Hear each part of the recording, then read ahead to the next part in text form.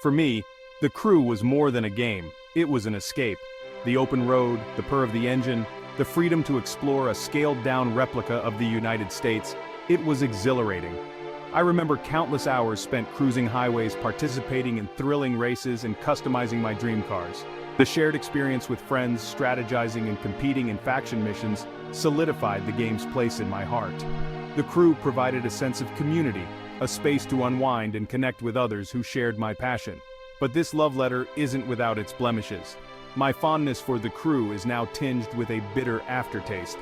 Ubisoft, the company behind the game, made a decision that left many of us feeling betrayed. They discontinued support for the original The Crew, effectively pulling the plug on a thriving community. The servers, the lifeblood of the game, were shut down. Our virtual playground, once bustling with activity, became a ghost town. This abrupt closure felt like a violation of trust.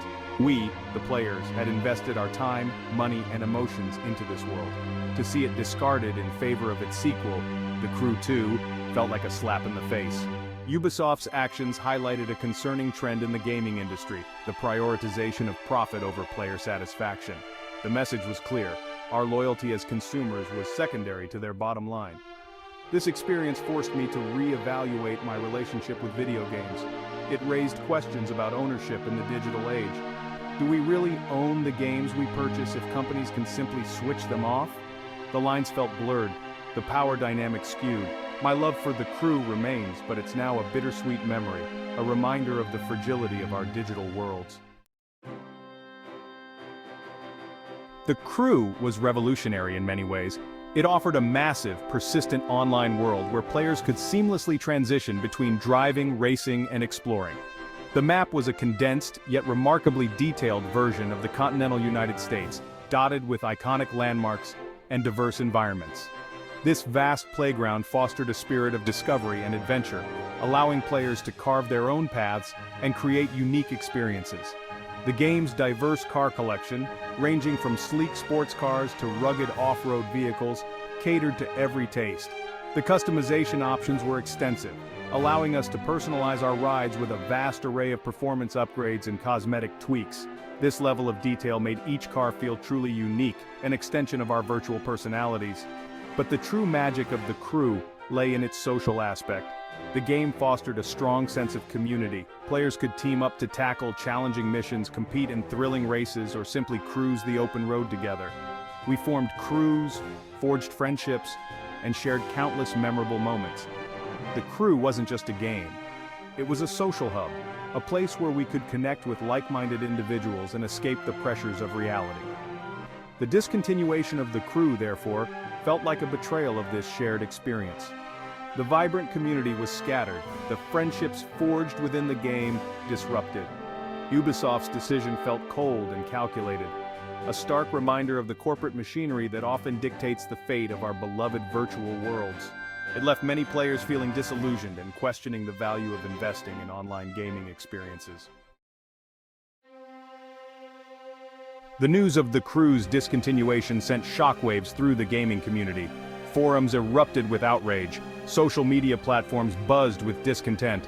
Players voiced their anger and frustration, feeling cheated by Ubisoft's decision. Petitions were launched, desperate pleas for the company to reconsider their stance. The response was swift and passionate, a testament to the game's enduring impact. The discontinuation had tangible consequences. Players who had invested countless hours building their car collections, leveling up their characters, and forging connections within the game, saw their efforts invalidated. The virtual world they had come to cherish was snatched away, leaving a void in its wake. The sense of loss was palpable, a stark reminder of the ephemeral nature of digital experiences. Ubisoft's defense, citing the need to focus resources on The Crew 2, did little to appease the disgruntled players. The argument felt hollow, a thinly veiled attempt to justify prioritizing profit over player satisfaction. The message was clear. Legacy games, no matter how beloved, were expendable in the face of newer, potentially more lucrative ventures. The Crew saga served as a wake-up call for many gamers. It exposed the vulnerability of online gaming experiences, the precarious nature of our digital possessions. It highlighted the power imbalance between consumers and corporations, raising questions about ownership, control, and the long-term viability of our virtual playgrounds. The discontinuation of The Crew highlighted a broader issue within the gaming industry. The increasing dominance of online games, reliant on servers and continuous support from developers, leaves players vulnerable to the whims of corporations. The shift towards games as a service, where continuous updates and microtransactions fuel revenue streams, prioritizes profit over the longevity of individual titles. This trend raises concerns about the future of gaming. Will we continue to see beloved games discarded in favor of newer, more profitable ventures? Will we truly own the games we purchase, or are we merely renting temporary access to online worlds subject to corporate control?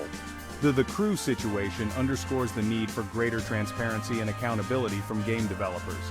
Gamers, as a collective, wield significant power.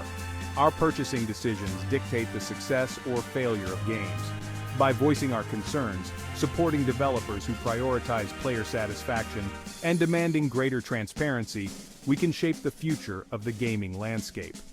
The Crew ordeal, while disheartening, can serve as a catalyst for change, prompting us to demand more ethical and sustainable practices from the industry.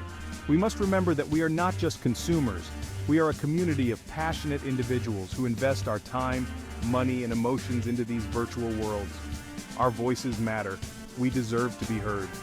The future of gaming hinges on our collective action, our willingness to stand up for our rights as players, and demand a more equitable and sustainable gaming ecosystem.